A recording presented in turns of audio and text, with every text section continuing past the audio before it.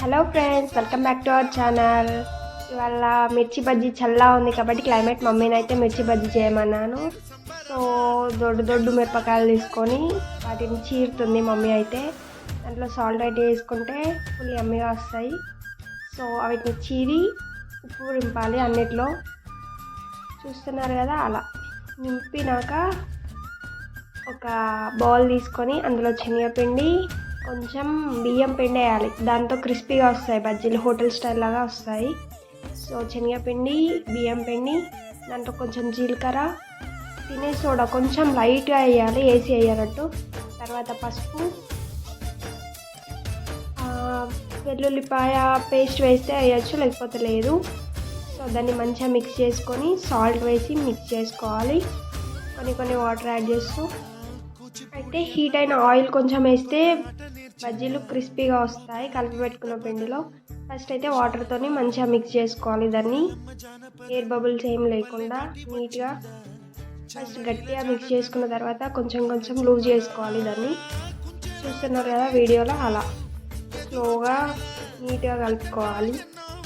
Air bubbles అనేటివి ఏవి లేకుండా చూస్తున్నారు కదా, అలా. తర్వాత ఒక టేబుల్ స్పూన్ అంతా ఆయిల్ హీట్ చేస్తున్నాం కదా బజ్జీలో వేయించడానికి, అందులో నుంచి 1 టేబుల్ స్పూన్ హీట్ ఆయిల్ వేసుకోవాలి బజ్జీ పిండిలో. హీట్ ఆయిల్ వేసుకొని మళ్ళీ నీట్గా ఒకసారి కలుపుకోవాలి. ఎయిర్ గ్యాప్స్ అనేటివి, ఇంకా ఒకటే దగ్గర పిండి బెడ్డలు లేకుండా నీట్గా కలుపుకోవాలి.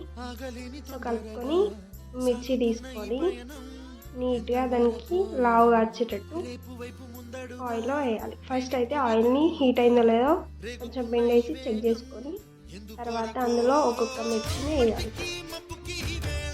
సో లో ఫ్లేమ్లో పెట్టుకోవాలి. బజ్జీలు అనేటివి క్రిస్పీగా వస్తాయి, లేకపోతే హై ఫ్లేమ్లో పెట్టుకుంటే పైన కాలి లోపల కాలకుండా పచ్చిగా ఉంటాయి. సో లో ఫ్లేమ్లో పెట్టుకొని బాగా గోల్డెన్ కలర్లో వచ్చే వరకు వేయించుకోవాలి వాటిని. చూసారు కదా, అలా ఒకదానికొకటి అంటకుండా విడివిడిగా నీట్గా వేసుకోవాలి. అలా చూపించిన విధంగా మిగిలిన పిండిని మొత్తం వేసేసుకోండి. తర్వాత వేడి బజ్జీలు ready. So please subscribe to our channel. Bye bye.